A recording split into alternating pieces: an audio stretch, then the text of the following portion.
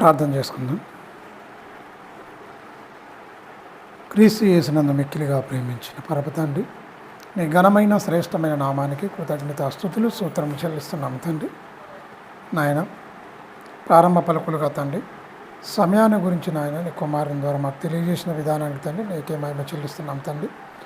ఏమాత్రం సమయం పోనీయకుండా తండ్రి సద్వినియోగం చేసుకున్నట్టు భాగ్యము అట్టిదన్న తండ్రి బిడ్డలమైన మాకు అనుగ్రహిస్తున్న విధానానికి నీకే మహిమ చెల్లిస్తూ, కాలం నెరిగి మేల్కొని తండ్రి చాలా జాగ్రత్తగా లేఖనముల యందే నిత్య జీవము కలదని వాటిని పరిశోధించుతూ నాయన చక్కగా మా ఆత్మీయ జీవితాన్ని వాక్యపు వెలుగులో కట్టుకునే భాగ్యము అట్టి ధన్యతని బిడ్డలమైన మాకు అనుగ్రహించండి.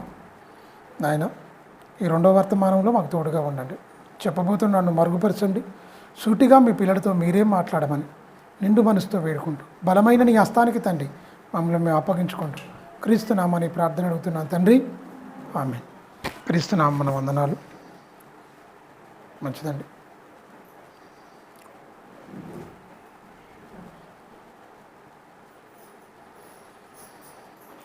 అబద్ధమాడుట మానవ జీవితం పతనము అన్న అంశం మాట్లాడుకుందాం. అబద్ధం అనేది చాలా డేంజర్. అసలు దాని మీదనే దేవుడు చాలా చక్కగా మాట్లాడాడు. దేవుడు మాట్లాడింది ఎవరితోనంటే మరి ఆదామవ్వలతో మాట్లాడాడు. దేవుడు ఆదాముకు చెప్పిన మాట, దేవుడు అనకూడని మాట అవ్వమ్మ ఒకటి చెప్పింది. దేవుడు చెప్పకూడని మాట చెప్పంది అవ్వమ్మ ఒకటి కలిపి చెప్పింది దుష్టునితో మాట్లాడితే. అప్పుడు అదే మాట,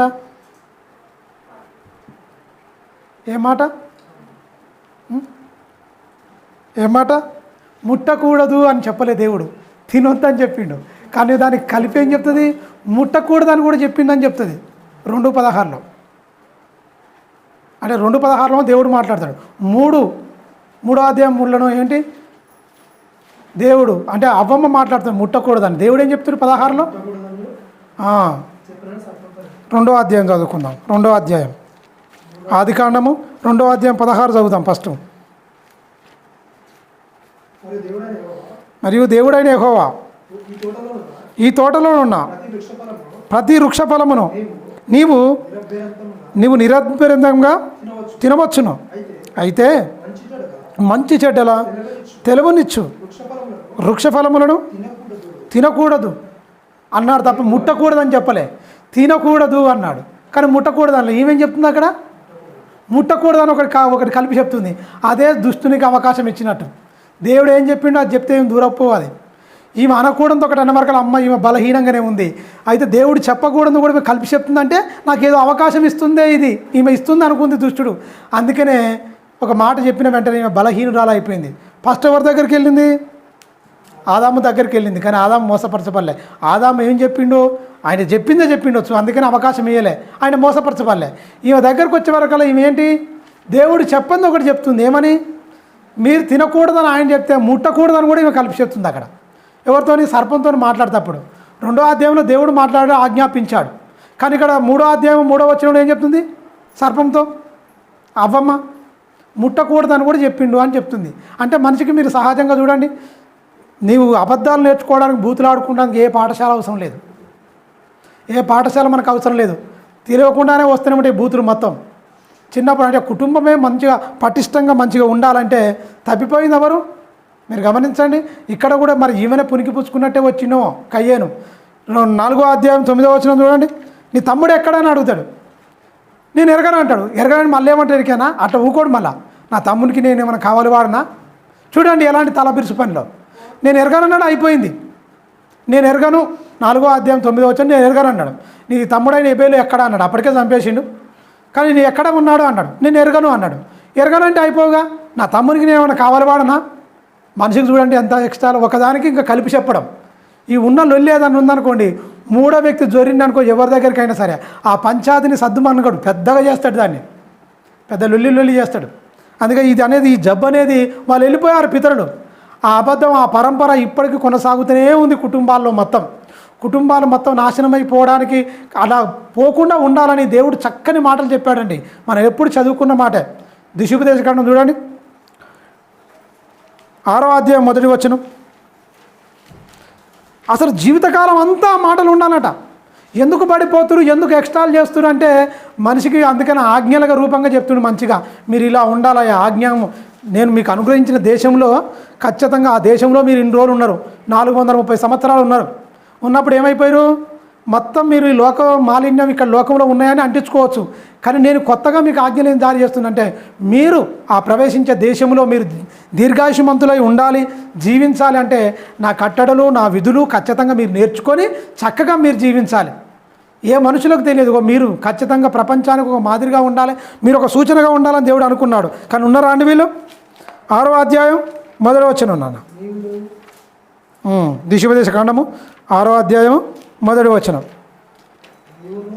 నీవును నీ కుమారుడును నీ కుమారుడును నీ దేవుడగు యెహోవాకు భయపడి నేను నీకు ఆజ్ఞాపించిన, అంటే దేవుడు ఆయన కట్టడలన్నీ ఆజ్ఞలన్నీ చూడండి, నీ జీవిత దినములన్నిటి 60 ఇవ్వచ్చు, 70 ఇవ్వచ్చు, 30 ఇవ్వచ్చు, 40 ఇవ్వచ్చు. ఏంటి ఇచ్చిన కాలములో ఏంటట, నీ జీవిత దినములన్నీ వాటిని నువ్వు తొలగిపోవద్దు, ఆ కట్టడకు అనుసరించి నడుచుకోవాలి. నడుచుకుంటే ప్రాబ్లం లేదండి, నడుచుకోకపోవడమే ప్రాబ్లం అవుతుంది. కుటుంబ వ్యవస్థ అనేది పటిష్టత ఎక్కడి నుంచి వెళ్ళి ఉండాలంటున్నాడు? చిన్నప్పటి నుంచి వెళ్ళే పిల్లలు మంచిగా కింది వచనాలు అదే చెప్తుంటే 4-5 వచనాల్లో. ఇక నువ్వు కూర్చున్నప్పుడు, లేచినప్పుడు, నడిచేటప్పుడు, పండుకున్నప్పుడు ఈ మాటలే ఉన్నాయి అనుకోండి, అబద్ధాలు వస్తాయా? ఈ మాటలు ఉన్నాయి, తప్పుడు వ్యక్తులుగా మారిపోతారా? కుటుంబ వ్యవస్థ పటిష్టంగా ఉంటుంది. మొత్తం దైవజ్ఞానంతో పెంచమంటుండు. తొలగిపోకుండా, అబద్ధాలు ఆడకుండా, చెడ్డ మాటలు పలకకుండా ఎప్పుడు దేవుని మాటలే ఉన్నాయనుకోండి, మనుషులు చెడిపోతారా? జీవితకాలం అంతా అంటుండిగా నీ జీవితకాలం అంతా నువ్వేం చేయాలి? ఆయన చెప్పిన మాటలన్నిటి పాటించాలి, బ్రతకాలంటాడు. కింది వచ్చిన నాన్న, నీ జీవితకాలం అంతయు గైకొనుచు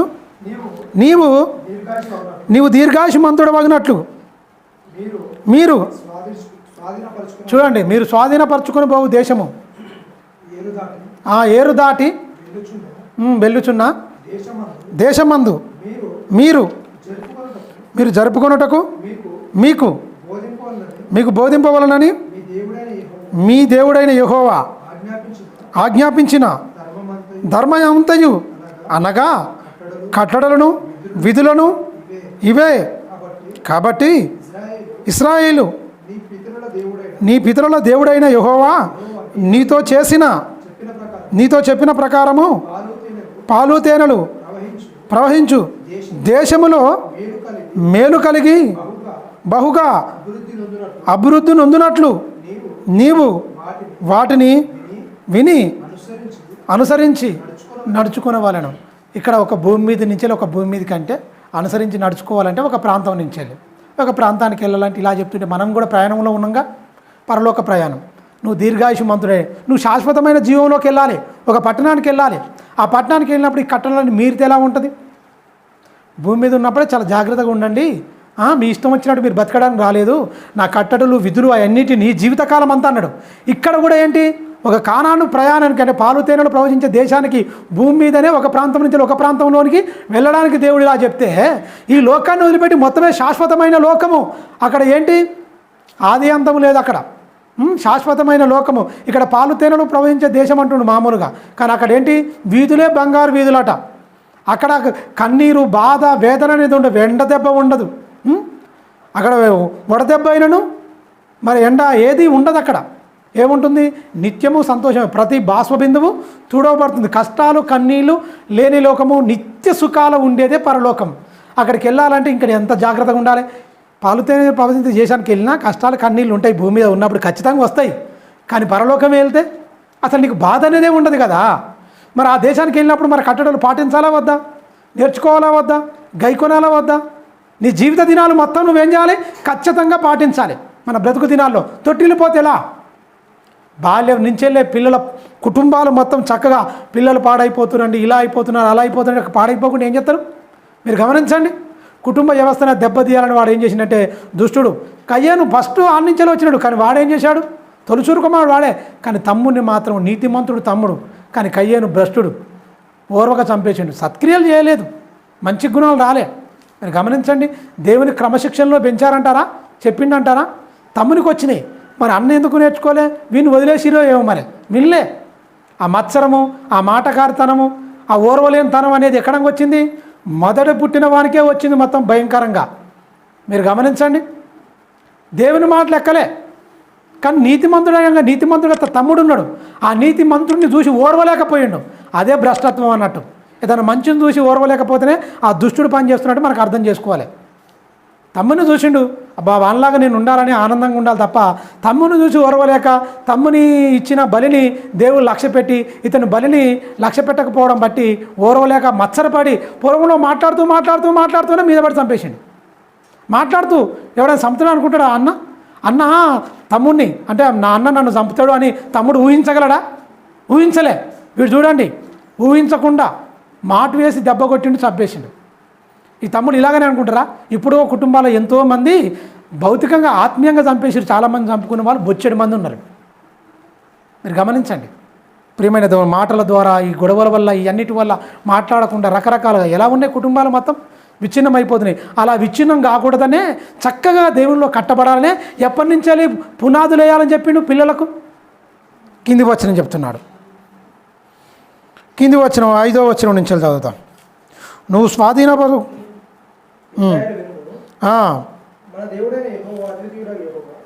మన దేవుడైన యెహోవా అద్వితీయుడైన దేవుడు. నీవు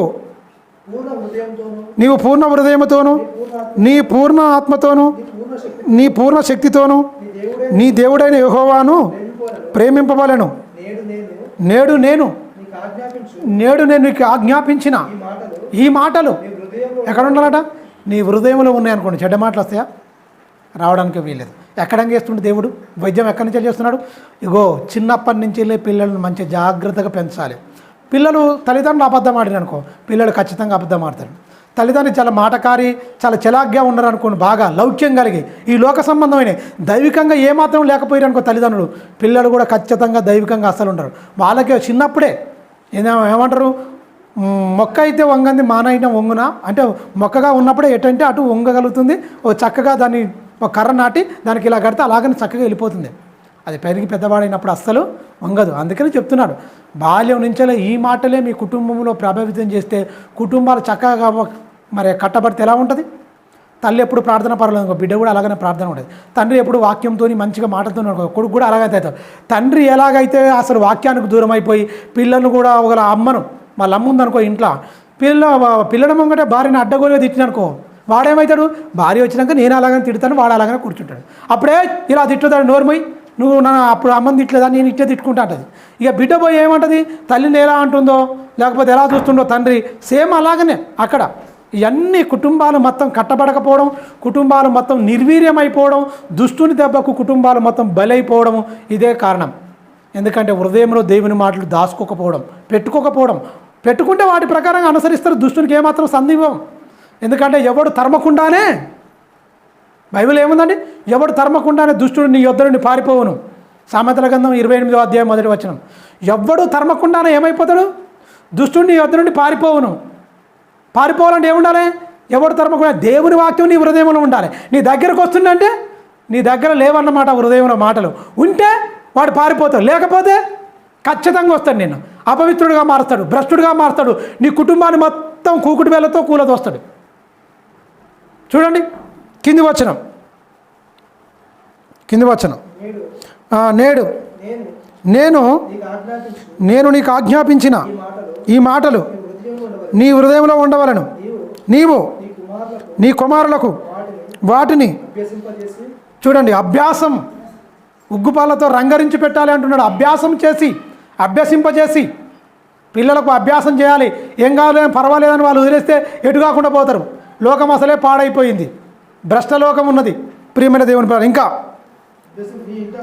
నీ ఇంట కూర్చున్నప్పుడు, త్రోవ నడిచినప్పుడు, పండుకున్నప్పుడు, లేచినప్పుడు వాటిని గూర్చి మాట్లాడవలెను.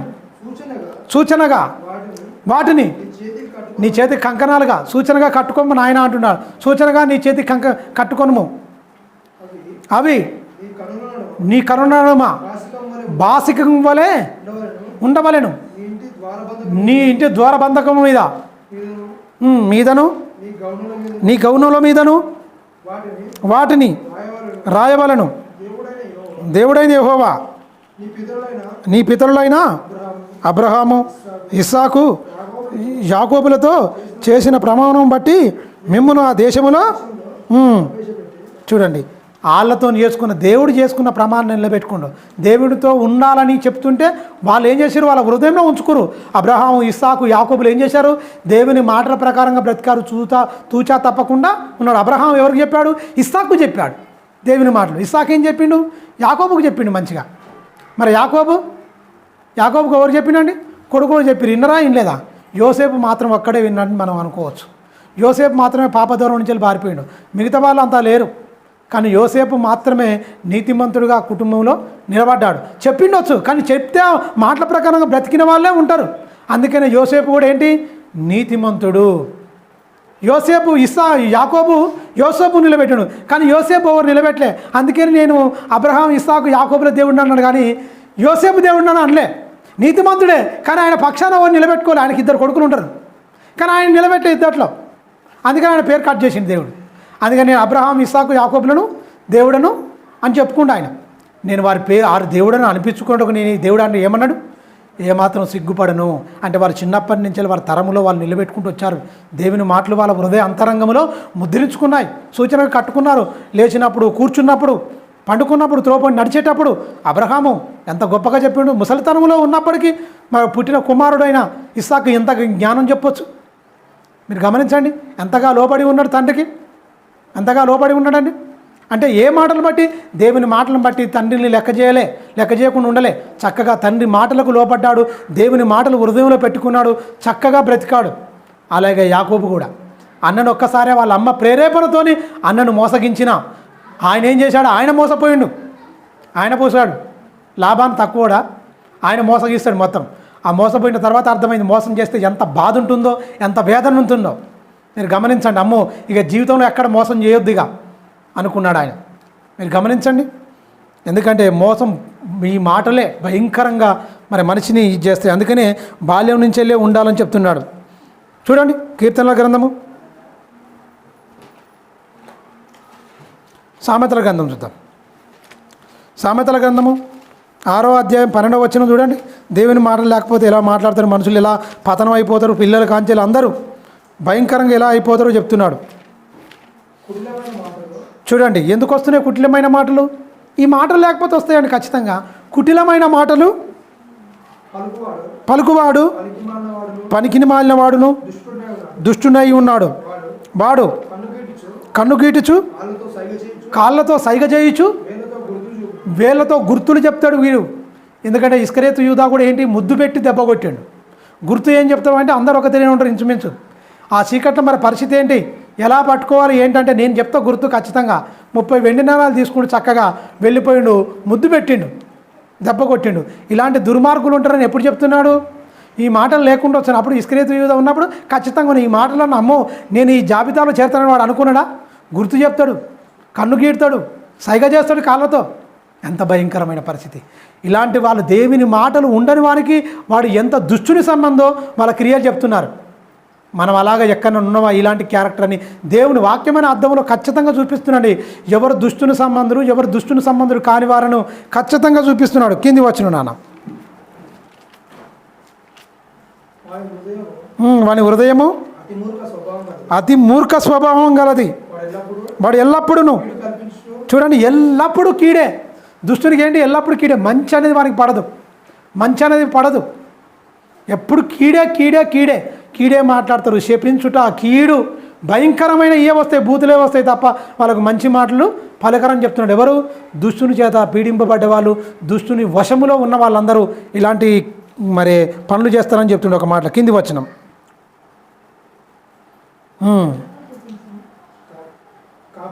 కాబట్టి ఆపద వాని మీదికి హఠాత్తుగా వచ్చును. వాడు తిరగలేకుండా ఆ క్షణమందే నలగొట్టబడును అని చెప్తూ దేవునికి అవన్నీ పైన చదివించి 16వ వచనంలో చెప్తున్నాడు.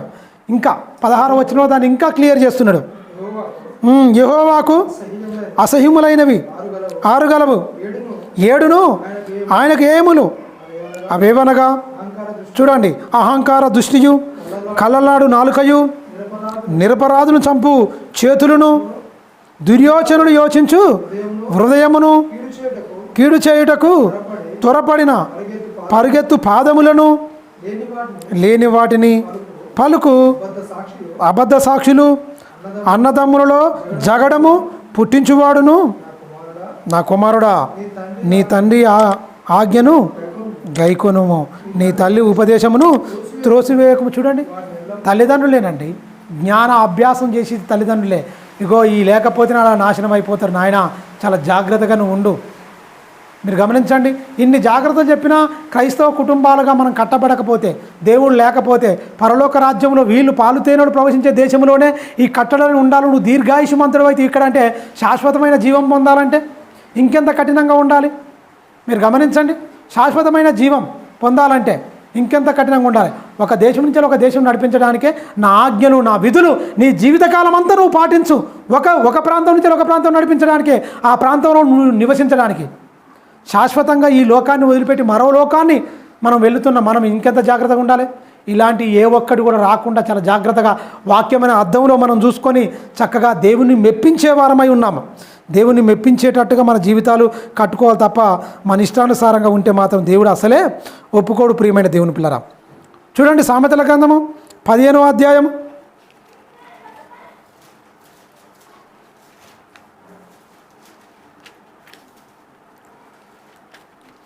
సామెతల గ్రంథము 15వ అధ్యాయం 1వ వచనంలో చూడండి ఎంత మంచి మాట చెప్తాడో. దేవునికి నచ్చిన మాటలు.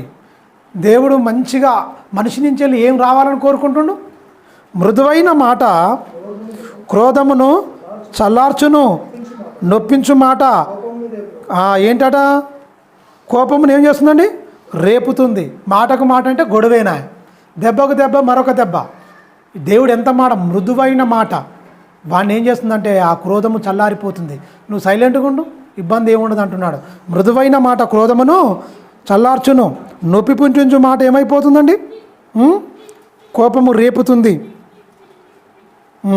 జ్ఞానుల నాలుక మనోహరమైన జ్ఞానాంశములను పలుకును. నువ్వు జ్ఞానం అంటే జ్ఞానులుగా ఉండాలని కోరుకుంటున్నాడు. మనోహరమైన జ్ఞానాంశములను పలకాలనుకుంటున్నాడు. మంచి మృదుగా ఉండాలి నీ మాటలు అంటున్నాడు. మృదువైన మాట, మృదువైన మాట. యేసుక్రీస్తు రాకమునిపై ఏం మాట్లాడాలో చెప్పాడు. ఆ మాట ప్రకారంగానే యేసుక్రీస్తున్నాడు. మరి క్రీస్తు పూర్వం సుమారు 700 సంవత్సరాల క్రితం యేసుక్రీస్తు గురించి రాయబడిన ప్రవచనం మీరు ఒకసారి చూడండి. ప్రవచనం 53వ కీర్తన 10వ వచనంలో ఆయన నోట ఏ కపటం లేదని ఉంటుందండి. అలాగే పేతురు గారు రాసిన పత్రికలో కూడా ఆయన నోట ఏ కపటం లేదని ఉంటుంది. మరి నీ గురించి నా గురించి రాయబడింది మృదువైన మాట, కపటం లేకుండా ఉండాలని చెప్పిండు. యేసుక్రీస్తు పుట్టకం అంటే భూమి మీదకి శరీరధారిగా రాకమునుపు ప్రవచిస్తున్న ప్రవచనం యేషయా గారు. ఆయన ఎలా ఉంటాడు ఏంటని చెప్తున్నాడు. 10వ వచనం చూడండి, 53:10.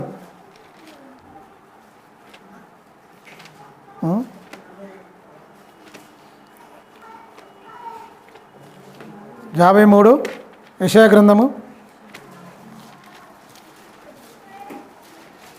యెషయా గ్రంథము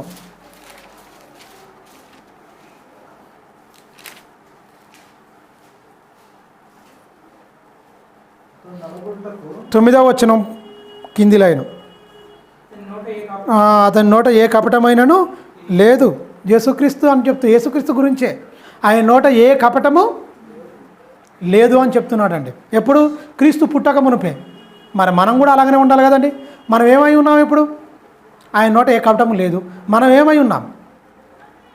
క్రీస్తులం కాలేదా ఇంకా? క్రీస్తు యేసులోనికి బాప్తిసం పొందిన మనమందరం ఏమై ఉన్నాము? క్రైస్తవులము. క్రీస్తును ధరించుకున్న వారము క్రైస్తవుడమై ఉన్నాం. క్రీస్తు యేసులోని బాప్తిసం పొందిన మనం అందరం. మరి క్రీస్తును ధరించుకున్న వారమై ఉన్నాక మరి క్రీస్తులాగా ఎందుకు మాట్లాడలేకపోతున్నాం? క్రీస్తులాగా ఎందుకు బ్రతకలేకపోతున్నాం? క్రీస్తులాగా ఎందుకు జీవించలేకపోతున్నాం? క్రీస్తులాగా జీవించిన వారికే కదా పరలోకము. క్రీస్తులాగా ఏ కపటం లేకుండానే ఉండాలి కదా. క్రీస్తు పూర్వం అండి యెషయా గారు చెప్తున్నాడు ఆయన నోట ఏ కపటం లేదు అన్నాడు. అలాగే క్రీస్తు శకం వెళ్ళిపోయిన తర్వాత మరి ఆయన గురించి చెప్తున్నాడు. పేతురు గారు చెప్తున్నాడు చూడండి, 2వ పేతురు ఆయన ఏం మాట్లాడిండో. 1 పేతురు 2వ అధ్యాయము 21వ వచనం. పేతురు రాసిన పత్రిక 1 పేతురు 2వ అధ్యాయం 21వ వచనం ఆయన గురించి చెప్తున్నాడు.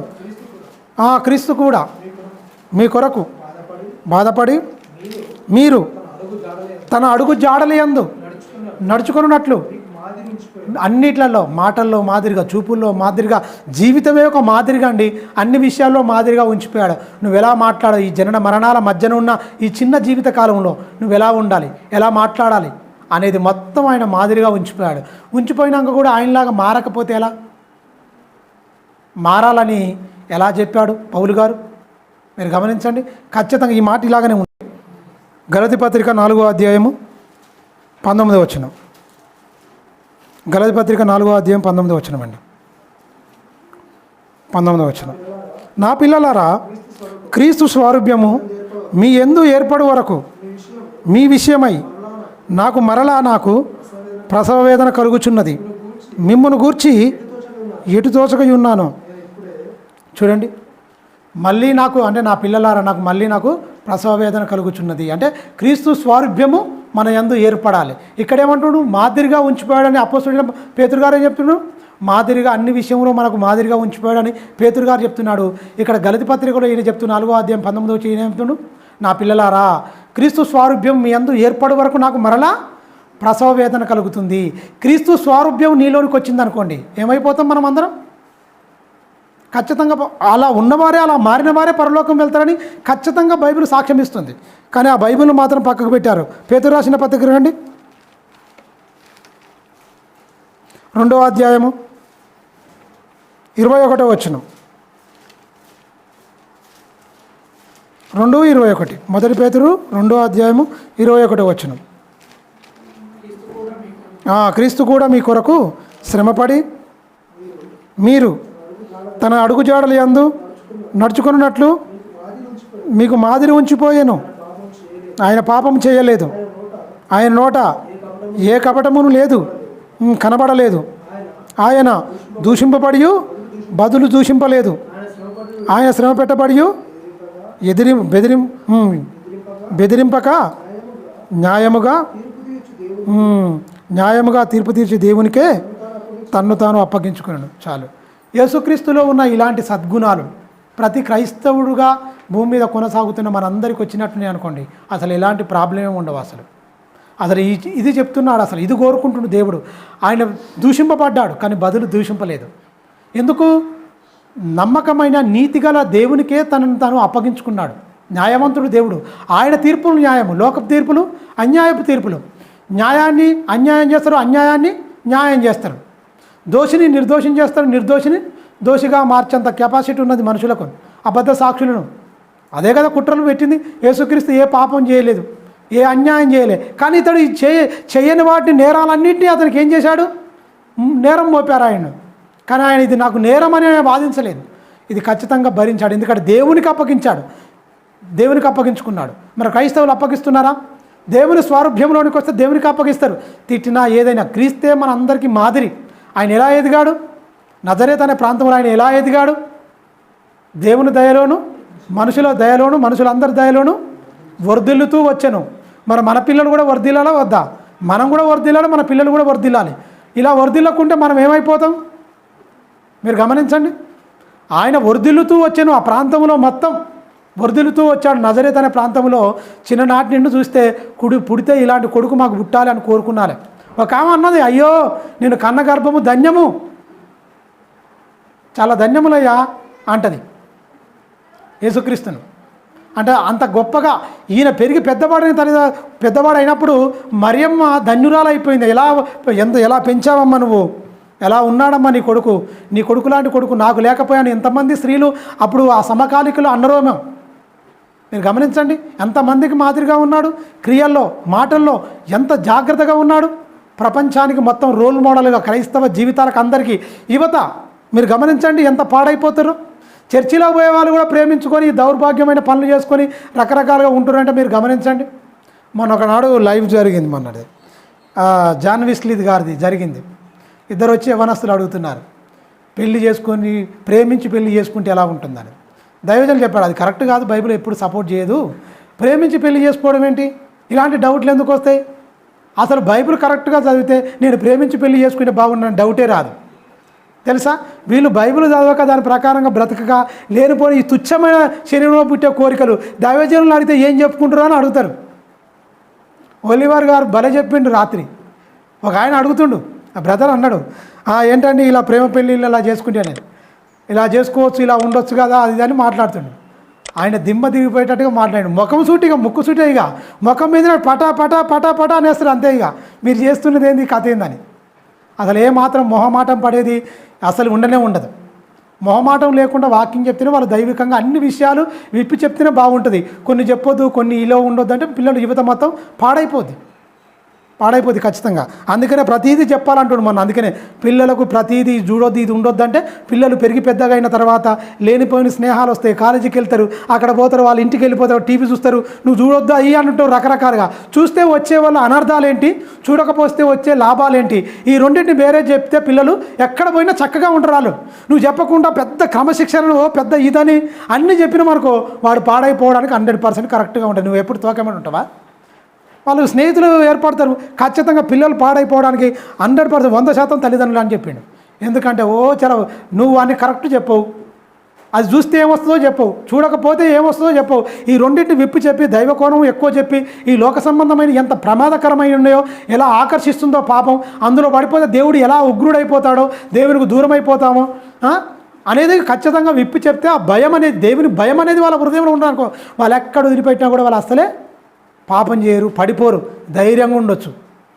పిల్లలు పడిపోవడానికి పాపం చేయడానికి కారణాలు పెద్దగా వీళ్ళే. ఎప్పటిదాకా కొట్టాలి చిన్నపిల్లలను? చిన్నప్పుడు కొట్టాలి, పెద్ద అయినప్పుడు మాటలతోనే చెప్పాలి. కానీ పెద్ద అయినాక కొడితే వాడేమైపోతాడు, పోయి వేరే రోజుని చెప్తాడు, మేము కొట్టినా, అరే మా నాన్న అస్సలే కొట్టలే, మీ నాన్న కొట్టిండు. ఇక వీడు లేనిపోని అంటే స్నేహితులు చెప్పడం వల్ల పిల్లలు కూడా ఏంటి ఒక రకంగా తండ్రి మీద పగ పెంచుకుంటారట. చెప్తుండే ఒక రకంగా తండ్రి మీద పగబట్టి చెప్తే మాట వినకుండా తండ్రికి ఏది నచ్చదో అదే ఇంకా రెట్టింపుగా బాధించడానికి చేసి మానసికంగా శారీరకంగా నలగొట్టేస్తాడ. దానికి ఎవరయ్యా అంటే తల్లిదండ్రులే. అందుకని దేవుడు ఏమండు, చిన్నప్పుడే చెప్పమండు, బాలుడు నడవలసిన త్రోవనే నడిపించు, పెరిగి పెద్దవాడైనప్పుడు తొలగిపోడు. నువ్వు ఎప్పుడు వేసినా ఎప్పుడు చెప్పాలి, ఎప్పుడు శిక్షించాలి, శిక్షాదండన ఎప్పుడు ఉపయోగించాలి, బెత్తం ఎప్పుడు పట్టుకోవాలి, చిన్నగా ఉన్నప్పుడే పట్టుకోవాలి, పెద్దగా ఉన్నప్పుడు అవసరం లేదు. మనమే అంటాం కదా, అరే నీ కాలు చెప్పు అతనికి వచ్చింది కాబట్టి అతను ఏమనొద్దు అంటారు పెద్దలు సామెతలు. అతను నీ అంతా అయింది కాబట్టి ఏమనకూడదు అంటాడు. చిన్నప్పుడు అలా ఉంటే అది నీలాగనే, ఎందుకంటే నువ్వు ఏం చేస్తుంటావు, తండ్రి ఏమి చేయ చూసినో కుమారుడు అదే చేస్తాడు. నువ్వు మంచిగా ఉంటే కుమారుడు అలా ఎదుగుతానికి 100% ఉంటుంది. అబ్రహాము చాలా నీతిగా ఉన్నాడు చక్కగా, ఇసాక్ అలాగనే నీతిగా ఎదిగాడు చక్కగా గొప్పగా. అంటే తండ్రి ఏది చేస్తాడో కుమారుడు అదే చేస్తాడు. మరి సొలొమోను గారు చెప్పిన మాట ఖచ్చితంగా మనకు జ్ఞాపకం చేసుకోవచ్చు. అందుకనే యేసుక్రీస్తు ఎలా ఉండాలో అపోస్తలుడైన పేతురు గారు చెప్తున్నాడు, ఇలా ఉండాలని, అలా గుణగణాలని పుణికిపుచ్చుకొని జీవించారండి వాళ్ళు. పెద్దవాళ్ళే, బాల్యం నుంచి వెళ్ళి ఈ మాటలు పెద్దగా ఏమి లేవు వాళ్ళకు. ఎప్పుడు పోతే సముద్రంలో ఉన్నారు. కానీ 3.5 సంవత్సరాలు యేసుక్రీస్తు ఉన్నారు వాళ్ళు. యేసు అడుగుజాడలు నడిచారు, యేసును దింపేశారు వాళ్ళు. మొత్తం వాళ్ళ బ్రతుకుల్లో చూపించారు యేసును. అందుకని ఆ మాటలు చెప్పగలుగుతున్నాడు. ఆయన అలా బ్రతుకుతున్నాడు కనుక పరిశుద్ధాత్మ దేవుడు అలా ప్రేరణించి మొత్తం సాక్షాత్తు ఆయనలో ఉన్న గుణలక్షణాలు మొత్తం వీళ్ళలో చూపిస్తున్నాడు కనుక ఇలా ఉండాలని రాస్తున్నాడు. దేవుడు ఎవరిని పడితే వాళ్ళని ఎందుకు ప్రేరేపిస్తాడు? పాపులను ప్రేరేపిస్తారా? పరిశుద్ధంగా నీ హృదయము ఎలాంటి కలంకము కపటము లేకుంటుంటే వాళ్ళనే ప్రేరేపిస్తాడు, వాళ్ళనే వాడుకుంటాడు తన సాధనాలుగా, పనిముట్లుగా. అందుకనే పేతురు గారి ద్వారా రాస్తున్నాడు. ఆయన వెళ్ళిపోయిన తర్వాత ఇలా ఉన్నాడు, ఆయన బాధింపబడ్డాడు. దేవుడు న్యాయంగా తీర్పు తీర్చు దేవునికే తను తాను అప్పగించుకున్నాడు. మేము కూడా అలాగనే కొడితే కొట్టించుకున్నాం, తిడుతూ పడుతున్నాం. మేము ఎవరిని ఏమనలే, ఎందుకంటే వీళ్ళు బాల్యం నుంచి ఏం లేరు. అయినప్పటికీ వాళ్ళు చూడండి 3.5 సంవత్సరాల్లో వాళ్ళ దశ మారిపోయింది. మనకు ఇన్నేళ్ళు అయిపోతుంది దేవునిలో వస్తూ, ఏమన్నా వచ్చిందా స్వరూపం? 3.5 సంవత్సరాలే అండి. వాళ్ళంత గొప్పగా ఉన్నారు, అందరికీ మాదిరిగా ఉన్నారు. మరి పిల్లలు మరి ఇంకా మనం ఎంత జాగ్రత్తగా ఉండాలి, ఎలా నేర్చుకోవాలి మీరు గమనించండి ఒకసారి. ఇంకా చూద్దాం. సామెతల గ్రంథము 25వ అధ్యాయము 15-16 వచనాలు చూడండి. సామెతల గ్రంథము 25వ అధ్యాయము ఎంత మంచి మాట చెప్తుంది చూడండి. సామెతల గ్రంథము 25వ అధ్యాయము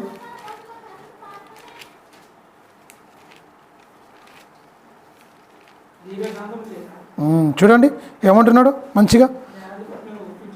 దీర్ఘశాంతము చేత న్యాయాధిపతిని ఒప్పించవచ్చును.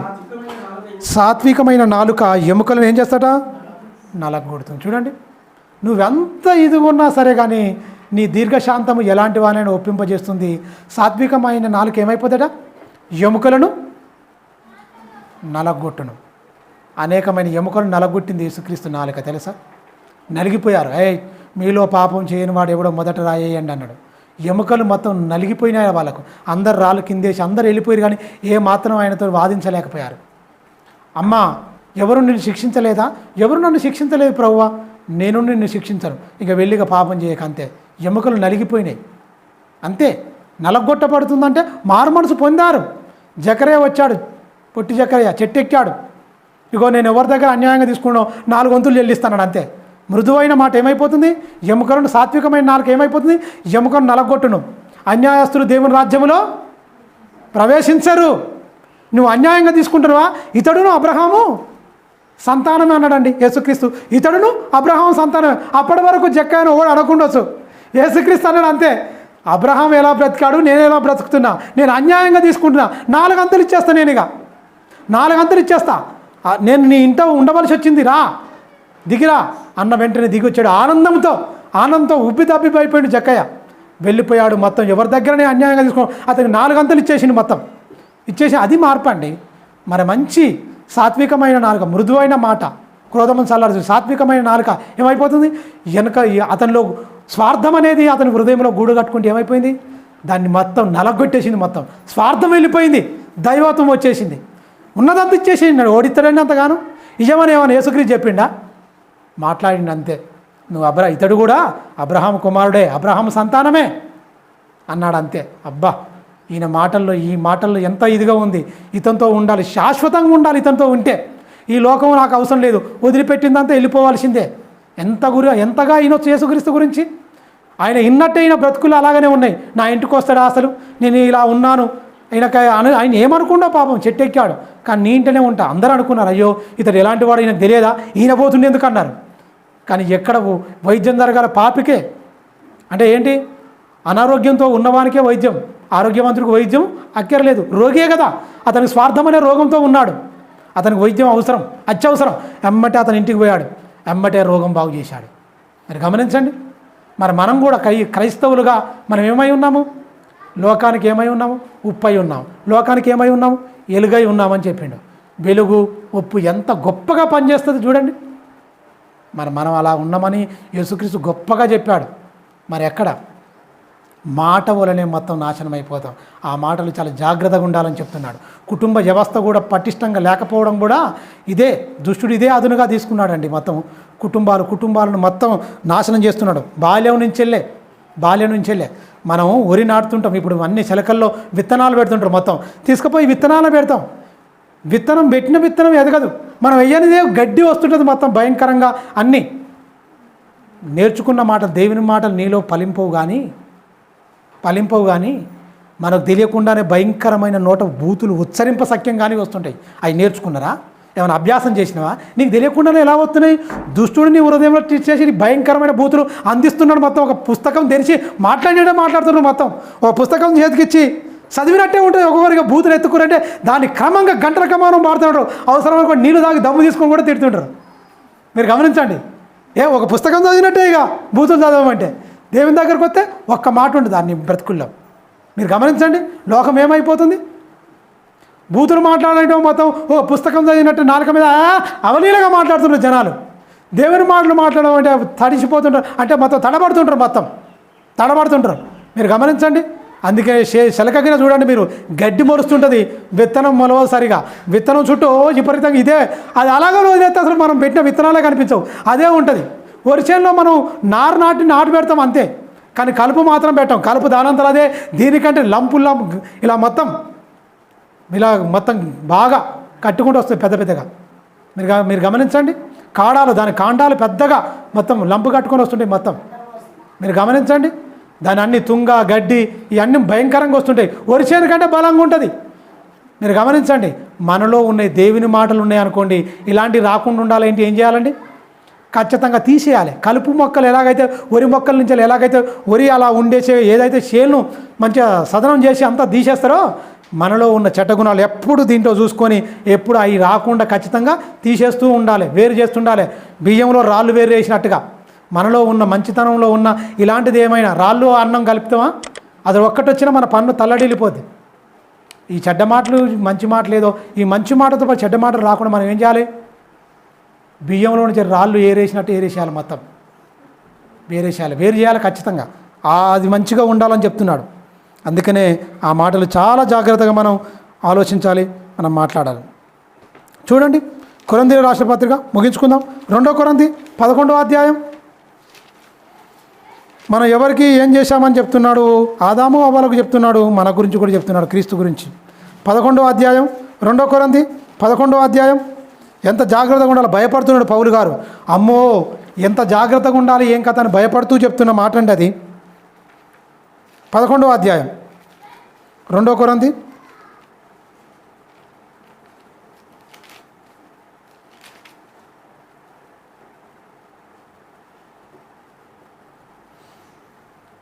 3వ వచనం.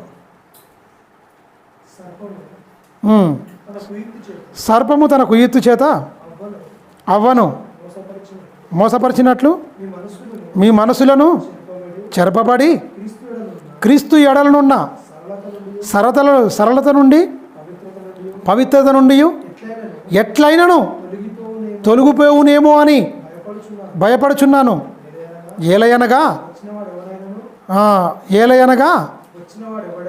వచ్చినవాడు ఎవడైనను మేము ప్రకటింపని మరి యొక్క యేసును ప్రకటించినను లేక మీరు పొందని మరి యొక్క ఆత్మను మీరు పొందినను మీరు అంగీకరింపని మరి యొక్క సువార్తను మీరు అంగీకరించినను మీరు వారిని గూర్చి సహించుట యుక్తమే. చూడండి అవ్వను ఏం చేసిందంటే సర్పం మోసపుచ్చినట్లు మిమ్మల్ని ఎలాగైతే చెరపట్టుకొని పోద్దేమని భయపడుతున్నాడండి, భయపడుతున్నాడు.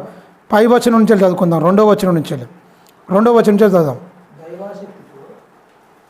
దైవాశక్తితో మీ ఎడల ఆసక్తి కలిగి ఉన్నాను. ఎందుకనగా పవిత్రులైన కన్యకునుగా ఒక్కడే పురుషునికి అనగా క్రీస్తుకు సమర్పింపవలనని మిమ్మును ప్రదానము చేసి తిని కానీ, చూడండి ప్రదానం చేసిన కానీ అప్పుడు కూడా ఏంటండి, దేవుడు నరుడు ఒంటరిగా ఉండుట మంచిది కాదు, సాటి అయిన సహాయము అని దేవుడిచ్చాడు. ఇస్తే ఏం చేసింది? కొంప ముంచింది. మీరు గమనించండి, ఎమ్మటే దెబ్బ అయిపోయింది. ఇక్కడ వాళ్ళిద్దరి గురించి చెప్తున్నాడండి. కన్యకను సమర్పించుకున్నారు కదా, ఖచ్చితంగా. మరి ఆదాము అవ్వకు చెప్పలే, మొదగాల ఆదాము దగ్గరికి వెళ్ళింది, కానీ అవ్వమ్మకు వచ్చి చెప్తే జాగ్రత్త పడునేమో, కానీ ఆమె చెప్పలేదు, ఆమెకు చెప్పలే ఆదాము. కానీ ఇక్కడ యేసుక్రీస్తు అన్నీ చెప్పింది కదా, ఇప్పుడు అన్నీ చెప్పాడు. సాతాను తంత్రముల గురించి అన్నిటి గురించి చెప్పాడు. చెప్పినాక కూడా భార్య మోసపోతే ఎలా ఉంటుంది చెప్పండి, అపవిత్రాలు అయితే ఎలా ఉంటుంది చెప్పండి. ఆదాము చెప్పలేదండి, మరి ఇప్పుడు క్రీస్తు అన్నీ చెప్పిండు. మొత్తం వానికి ఉన్న దుర్గుణాలు మొత్తం బయట చెప్పేసిండు. వాడు ఎలా వస్తాడు, ఎలా మోసం చేస్తాడు, ఎలా అపవిత్రపరుస్తాడని కూడా మొత్తం క్లియర్ కట్గా చెప్పేసిండు. ఆదాము చెప్పలేదు అవ్వమ్మకు, కానీ ఇక్కడ ఏంటి, యేసుక్రీస్తు అన్నీ చెప్పాడు. కింది వచ్చిన నాన్న. సర్పము తన కుయుక్తి చేత అవ్వమ్మను మోసపరిచినట్టు మిమ్మును మీ మనసులను చెరపబడి క్రీస్తు ఎడలనున్న సర్వతల నుండి మిమ్మును పవిత్రత నుండి ఎట్లయినను తొలగిపోవునేమో అని చూడండి భయపడుచున్నాను. తొలగిస్తుంది ఖచ్చితంగా, భయపడుతున్నాడు. నువ్వు అవకాశం ఇస్తేనే దుష్టుడు వస్తాడు నీ యొద్ద, లేకపోతే రాడు. వస్తేనే నీ యొద్దకు రావాలని నువ్వు అవకాశం ఇవ్వాలి. అవ్వమ్మ ఏమన్నది? తినకూడదని దేవుడు చెప్పాడు. ఈమెమన్నది ఎక్స్ట్రాగా ఇంకొక మాట ఏం చెప్పింది? ముట్టకూడదని కూడా చెప్పిండు అన్నది. అమ్మ ఈ మాటే నాకు ఆయుధం, దేవుడు చెప్పండి ఈమె చెప్పింది. అయితే ఖచ్చితంగా ఈమె నమ్ముతుంది, నేను చెప్తే నమ్ముతుంది. ఏదైనా అబద్ధం ఇప్పుడు ఆమెకు దేవుడు చెప్పలేదు, చెప్పని మాట ఒకటి ఉచ్చరించిందంటే అబద్ధం నమ్మడానికి చాలా స్కోప్ ఉంది. నేనేం చెప్పినా బలంగా నమ్ముతుంది, ఈమె బలహీనురాలు. అదే ఆయుధంగా మార్చుకున్నాడు దుష్టుడు. ఎమ్మటే ఆమెతో మాట్లాడిండు, అయిపోయింది, అపరాధంలో పడేసిండు మొత్తం. చూడండి, అందుకని మీరు గమనించండి, ఏ విధము చేతనే మీరు అపరాధం క్రీస్తులో ఎడలో ఉన్న సరళతల నుండి మిమ్మల్ని ఖచ్చితంగా చెరపట్టి అపవిత్రులుగా చేసి మిమ్మల్ని మోసం చేస్తాడని భయపడుతుందట. అట్లా భయపడుతున్నాడు అంటే పౌలు గారు ఎంత జాగ్రత్తగా ఉండి ఎంత జాగ్రత్తగా అతడు బ్రతుకుతూ వాళ్ళ మధ్యలో జీవిస్తూ చక్కగా అపవాది గురించి ఉన్నతంగా చెప్తున్నాడు, దేవుని గురించి చెప్తున్నాడు, అపవాది గురించి కూడా చెప్తున్నాడు. దేవునికి ఉన్న గుణలక్షణాల గురించి చెప్తున్నాడు, అపవాదికి ఉన్న కుయుత్తు, మన కుయుత్తు ఎలాంటిది, మన తంత్రములు ఏంటి, ఎలా పడగొడతాడని కూడా ఖచ్చితంగా చెప్పి సంఘాన్ని కాస్తూ కుటుంబాలను కడుతున్నాడు అపోస్తలుడైన పౌలు గారు. మీరు గమనించండి ఎంత జాగ్రత్త. కుటుంబాలను ఖచ్చితంగా టార్గెట్ చేసింది కుటుంబాలనే. ప్రతి ఒక్కరిని క్రైస్తవులు ఏ ఒక్కరిని ఉండకుండా దెబ్బతీస్తున్నాడు. మాటలు అనకూడని మాటలు, కుటిలమైన మాటలు రావద్దంటున్నాడు. అలా రాకుండా ఉండాలంటే క్రీస్తును చూడమంటున్నాడు. అలా వచ్చిన వారు ఏంటంటే ఏమైనవని చెప్తున్నాడు. ఆ ఏమైనవేంటే అన్నదమ్ముల్లో కూడా జగడం పుట్టేసి అంటున్నాడు. అహంకార దృష్టి వస్తుంది అంటున్నాడు. అహంకార దృష్టి ఎవరికి ఉంటుంది? దేవుని బిడ్డలకు ఉండదు. కానీ అది ఉన్నదంటే నువ్వు దుష్టుని బిడ్డవే అంటున్నాడు. కళ్ళలాడు నాలుక దేవుని పిల్లలకు ఉండదు, అపవాదికే ఉంటుంది. అపవాదికి ఎవరి చేత పీడింపబడతారో వాళ్ళే కళ్ళనాడు నాడుక. ఆ నాలుకకు అద్దు అదుపు అనేది ఉండదు. ఇక అందుకని అనగా పుస్తకం తీసి చదివినట్టే, ఇక బూతులు తీసి చదివిరనుకో పుస్తకం తీసిన చదివినట్టే. అలాంటి సార్లు దుష్టుని దెబ్బకు బలైపోయి కుటుంబాలు కూలిపోయినట్టే, మొత్తం అంత భయంకరంగా ఉంటుంది. అందుకనే మీరు గమనించండి, దుష్టుడు అసలు పారిపోతారని చెప్తున్నాడండి. సామెతల గ్రంథం 28వ అధ్యాయం మొదటి వచనంలో చెప్తాడు ఏమని, దుష్టుని యొద్ద నుండి పారిపోతాడట. మరి పారిపోవాలంటే ఏముండాలి? నీ హృదయంలో వాక్యం ఉండాలి, వాడు నీ దగ్గర రాకుండా ఉండాలంటే వాక్యమే నీ యొద్ద ఉండాలి. ఎవడు ఎదిరింపకను వెళ్ళిపోతాడు, దుష్టుడు వెళ్ళిపోతాడని చెప్తున్నాడు. అంటే మీరు గమనించండి, అలా ఉండాలంటే దేవుని వాక్యం చిన్నప్పటి నుంచే పిల్లలకు కంపల్సరీ బోధించాలి, వాళ్ళకు నేర్పించాలి, మన బ్రతుకుల్లో ఖచ్చితంగా చూపించాలి. దేవుని వాక్యాన్ని చూపించాలి, బలపరచాలి. తలలోంచుకోండి, ప్రార్థించుకుందాం. పరలోకమందున్న మా కన్న తండ్రి, నీ ఘనమైన శ్రేష్టమైన నామానికి కృతజ్ఞతాస్తుతులు స్తోత్రములు చెల్లిస్తున్నాము తండ్రి.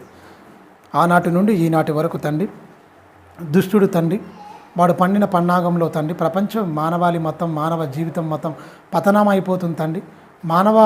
మనగడే తండ్రి పెను ప్రమాదంగా మారిపోయిన దశలోనికి తండ్రి మానవులను తీసుకొని వెళ్ళిపోయిన దుష్టుడు నాయన, వానికి అబంధాస్తాలను చిక్కుకొని తండ్రి మనుషులందరూ అపవిత్రుడుగా, కామకత్తుడుగా తండ్రి, కళ్ళలాడు నాలుక, బూతులు, భయంకరమైన మరి మనుషులందరినీ తండ్రి పాడు చేసేటట్టుగా తండ్రి దుష్టుడు ప్రతి మనిషి హృదయాలను ప్రేరేపించి అపవిత్రుడుగా మార్చేసి వాడున్న నిత్య నరకానికి తీసుకెళ్లాలన్న వాని ఆలోచన మేరకు తండ్రి, వానికి సమయం కొంచెమే ఉందని వాడు తెలుసుకొని బహుక్రోధం గలవాడై మనుషుల యొద్దకు దిగివచ్చి మనుషులను వేటాడి ప్రతి ఒక్కరిని తండ్రి ఈడ్చుకొని నాయన పాపంలో పడవేస్తున్నాడు, నిత్య నరకానికి తీసుకెళ్తున్న ఈ తరుణంలో నాయన మరి ఆనాడే నాయన మరి నీ కుమారుడు 2000 సంవత్సరాల క్రితమే తండ్రి నీ కుమారుడైన క్రీస్తుని లోకానికి పంపించి మానవునికి ఇవ్వబడిన అవయవాలు ఎలా వాడుకోవాలి, ఎలా ఈ లోకాన్ని చూడాలి, ఎలా ఈ దేహాన్ని సర్వ శరీరాన్ని ఎలా వాడాలి, మృదువైన మాటలు